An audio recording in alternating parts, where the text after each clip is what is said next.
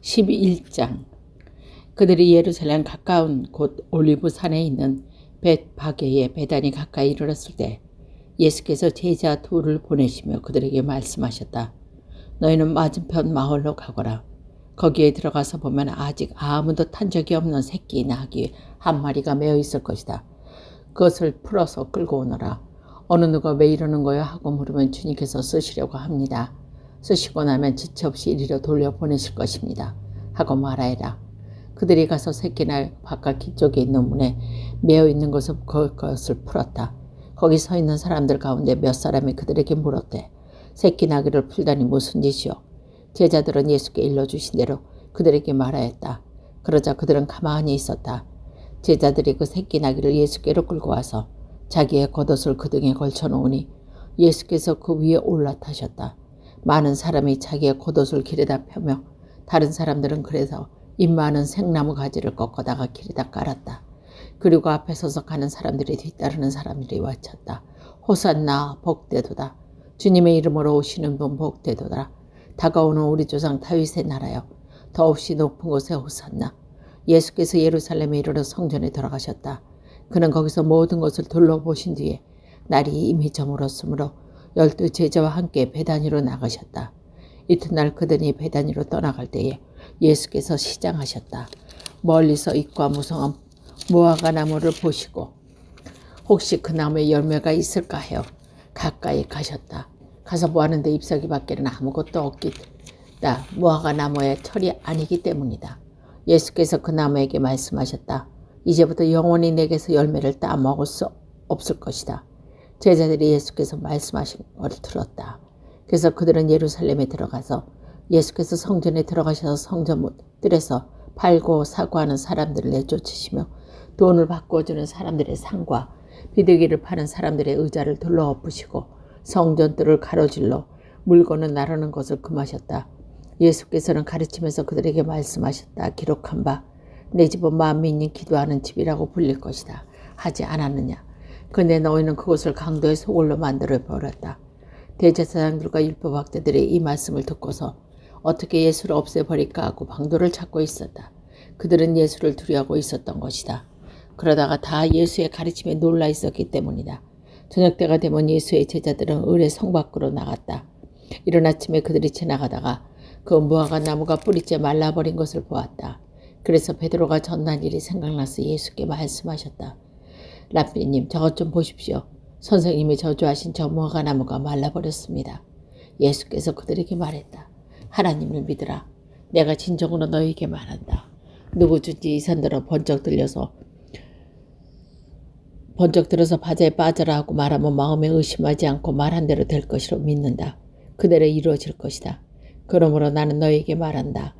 너희가 기도하면서 구하는 것은 무엇이든지 이미 그것을 받은 줄로 믿어라. 그리하면 너희에게 그대로 이루어질 것이다. 너희가 서서 기도했을 때에 어떤 사람이 서로 등진 일이 있으면 용서해라. 그래야 하늘에 계신 너희 아버지께서도 너희의 잘못을 용서해 주실 것이다. 그들은 나로 예루살렘으로 들어갔다. 예수께서 성전뜰에서 거늘고 계실 때 대사장들과 율법학자들아 장로들이 예수께 와서 물었다. 당신은 무슨 권한으로 이런 일을 하십니까?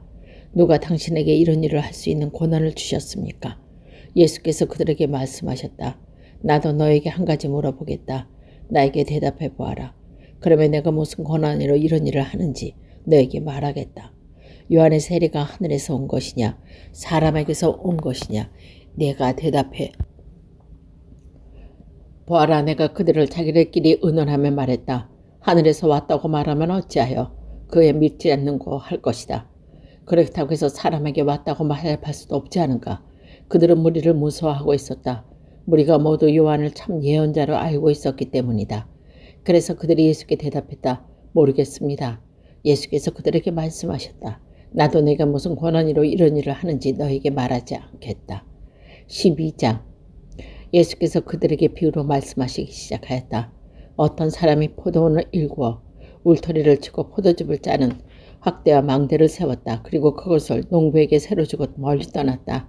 때가 되어서 주인은 농부들에게 포도원의 소출이 얼마를 받으려고 한 종을 농부에게 보냈다. 그랬더니 그들이 그 종을 잡아서 때리고 빈손으로 돌려보냈다.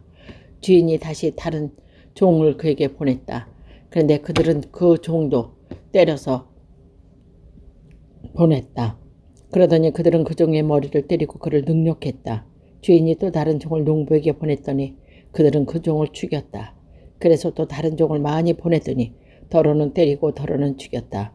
이제 그 주인에게 단 한 사람, 곧 사랑하는 아들이 남아 있었다. 마지막으로 그 아들을 그들에게 보내어 말하기를 그들이 내 아들이야 순종하겠지 하였다. 그러나 그 농부들은 서로 말하였다. 이 사람이 상속자다. 그를 죽여버리자. 그러면 유산은 우리의 차지가 될 것이다.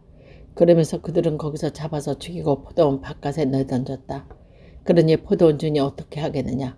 그가 와서 농부를 죽이고 포도원은 다른 사람에게 줄 것이니 너희는 성경에서 이런 말을 읽어보지도 못하였느냐. 집을 짓는 사람이 버린 돌이 집 모퉁이의 머릿돌이 되었다. 이것은 주님께서 하신 일이요. 우리 눈에는 놀랍게 보인다. 그들은 이 비유가 자기들을 겨냥하여 말씀인 줄 알아차리고 예수를 잡으려고 하였다. 그러나 그들은 무리를 두려워하여 예수를 그대로 두고 떠나갔다.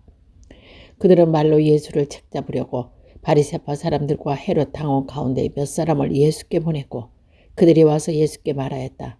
선생님, 우리는 선생님이 진실하신 분이고 허무에도 매이지 않는 분을 아십니다. 선생님은 사람의 겉모습으로 판단하지 않으시고 사람의 길을 참되게 가르치십니다. 근데 황제께서 세금을 바치는 것이 옳습니까? 옳지 않습니까? 바쳐야 합니까? 바치지 말아야 합니까? 예수께서 그들의 속음수를 아시고 그들에게 말씀하셨다. 어찌하여 나를 시험하느냐? 데나리와 한 입을 가져오라. 나에게 보여주어라. 그들이 그것을 가져오니 예수께서 그들에게 물으셨다. 이 초상은 누구의 것이냐? 적힌 글자는 누구의 것이냐? 그들이 대답했다. 황제의 것입니다. 예수께서 그들에게 말씀하셨다. 황제 것은 황제에게 주고 하나님 것은 하나님께 돌려드려라. 그들은 예수께 경탄하였다. 부활이 없다고 주장하는 사두개파 사람이 예수께서 와서 물었다. 선생님, 모세가 우리에게 써주기를 어떤 사람의 형이 자식이 없이 아내만 남겨주고 두고면 그 동생이 형수를 맞아 들여서 그 형들에게 대를 이을 자식을 낳아줘야 합니다 하였습니다. 형제가 7 있었습니다. 그런데 마지가 아내를 얻었는데 죽을 때에 자식을 남기지 못하였으니 그래야 둘째가 그 형수를 맞아들였는데 그도 또한 자식을 남기지 못하고 셋째도 그러하였습니다. 7 모두 자식을 두지 못했습니다. 맨 마지막으로 그 여자도 죽었습니다. 부활할 때 그 여자는 그들 가운데 누구의 아내가 되겠습니까? 7 모두 그 여자의 아내로 맞아들였으니 말입니다. 예수께서 그들에게 말씀하셨다. 너희는 성경도 모르고 하나님의 능력도 모르니 잘못 생각하는 것이 아니냐. 사람이 죽은 사람들 가운데 살아날 때는 장가도 가지 않고 셉도 가지 않고 하늘에 있는 천사들과 같다. 죽은 사람들이 살아있는 곳에서 모세의 책에 떨기나무 이야기가 나오는 대목에서 하나님께서 모세가 이렇게 말씀하셨는지 너희는 읽어보지 못하였느냐. 하나님께서는 모세에게 말씀하시기를 나는 아브라함의 하나님이요 이삭의 하나님이요 야곱의 하나님이다 하시지 않았느냐. 하나님은 죽은 사람들이 하나님이 아니라 살아있는 사람들이 하나님이다. 너희는 생각을 크게 잘못하고 있다. 율법학자 가운데 한 사람이 다가와서 그들이 변론하는 것을 들었다. 그는 예수가 그들에게 대답을 잘하는 것을 보고서 예수께 들었다. 모든 체면 가운데 가장 으뜸되는 것은 어느 것이냐? 예수께서 대답하였다. 첫째는 이것이다.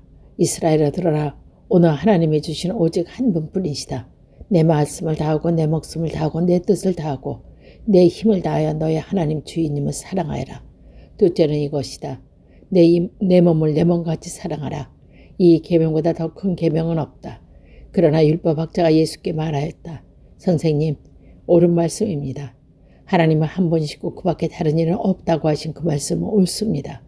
또 마음을 다하고 지혜를 다하고 하면 다하여 하나님을 사랑하는 것과 이웃을 자기 몸같이 사랑하는 것이 모든 번제와 희생제보다 더 낫습니다. 예수께서는 그를 슬기롭게 대답하는 것을 보시고 그에게 말씀하셨다. 너는 하나님의 나라에 멀리 있지 않다. 그 뒤에는 감히 예수께 더 묻는 사람이 없었다. 예수께서 성전에서 가르치실 때에 이렇게 말씀하셨다. 어찌하여 율법학자는 그리스도가 다윗의 자손이라고 하느냐. 다윗이 성령의 감동을 받아 친히 이렇게 말씀하셨다. 주님께서 내 주께 말씀하셨다. 내가 내 원수를 내 발 아래 굴복시킬 때까지 나는 내 원수끌에 앉아 있어라. 다윗 스스로가 그를 주라고 불렀는데 어떻게 그가 다윗의 자손이 되겠느냐. 많은 무리가 예수의 말씀을 기쁘게 들었다. 예수께서 가르치면서 이렇게 말씀하셨다. 율법학자들을 조심하여라. 그들은 예복을 입고 다니기를 좋아하고 장터에서 인사받기를 좋아하고 회당에서는 높은 자리에 앉기를 좋아하고 잔치에서는 윗가에 앉기를 좋아한다. 그들은 과부들이 가산을 섬기고 남에게 보이려고 길게 기도한다. 이런 사람들이야말로 더 엄한 심판을 받을 것이다. 예수께서 헌금함 맞은쪽에 앉아서 무리가 어떻게 헌금함이 돈에 넣었는가 보고 계셨다. 많이 넣은 부자가 여럿 있었다. 그런데 가난한 과부 한 사람은 와서 랩던 돈이 곧 한 도루간을 놓았다. 예수께서 제자들의 곁을 불러놓고 말했다. 그들이 말씀하셨다. 내가 진정으로 너에게 말한다. 헌금함에 돈을 넣는 사람 가운데 이 가난한 과부가 어느 누구보다도 더 많이 넣었다. 모두 다 넉넉한 데서 얼마씩을 떼었지만 이 과부는 가난한 가운데 가진 것 모두 곧 자기의 생활비 전부를 털어 넣었다. 13장.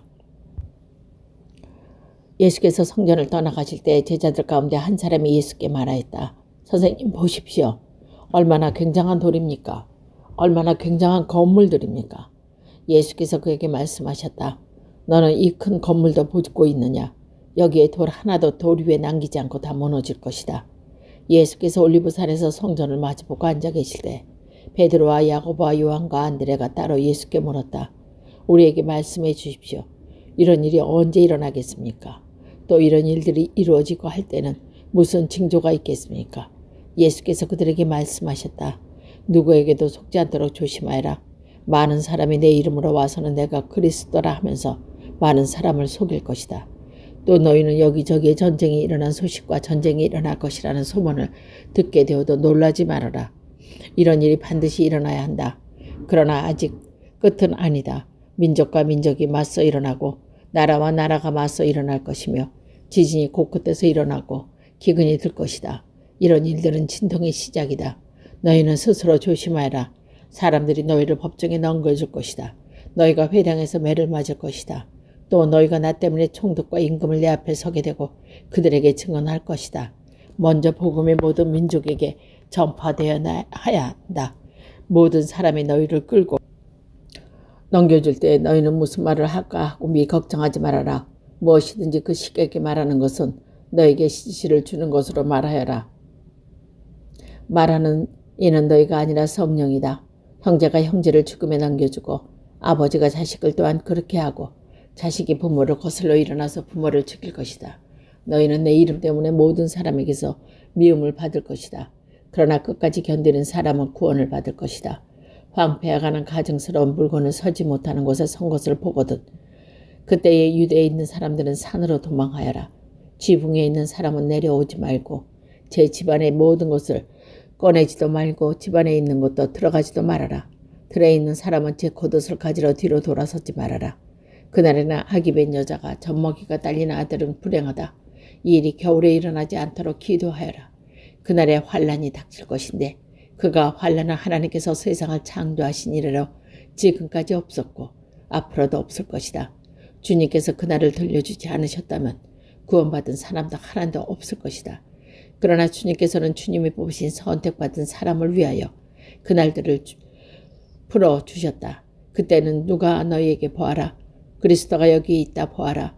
그리스도가 저기 있다 하더라도 믿지 말아라. 거짓 그리스도께서 거짓 예언자에게 일어나 표징과 기적으로 행하여 보여서는 할 수만 있으면 선택받은 사람으로 흘리고 할 것이다. 그러므로 너희는 조심하여라. 내가 이 모든 일을 너희에게 미리 말하여 둔다. 그러나 그 환란이 지난 뒤에 그날에는 해가 어두워지고 달이 빛을 내지 않고 별들이 하늘에서 떨어지고 하늘의 세력이 흔들릴 것이다. 그때 사람들이 인자가 큰 권능과 영광과 사여 구름에 타고 오시는 것을 볼 것이다. 그때 그는 천사를 보내어 땅끝으로 하늘 끝까지 사방에서 선택한 사람을 모을 것이다. 모아가 나면서 비유를 배워라. 그 가지가 연화해지고 비돋으면 너희는 여름이 가까이 온 줄 알고 이와 같이 너희도 이런 일이 일어날 것을 보거든 인자가 문 앞에 가까이 온 줄 알아라. 내가 진정으로 너희에게 말한다.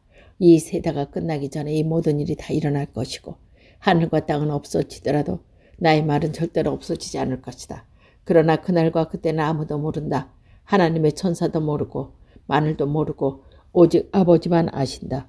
조심하고 껴있어라. 그때가 언제인지 너희도 모르기 때문이다. 사정은 여행하는 어떤 사람의 경우와 같은데 그가 집을 떠날 때 자기 종에게 권한을 주어서 각 사람에게 한 일을 맡기고 문지기에게는 깨어있으라고 명령한다. 그러므로 깨어있어라. 집주인이 언제 올지 저녁일지 한밤일지 닭이 올 무렵일지 이른 아침일지 너희가 알지 못하기 때문이다.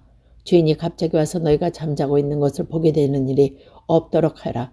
내가 너에게 하는 말은 모두 사람에게 하는 말이다. 깨어 있어라.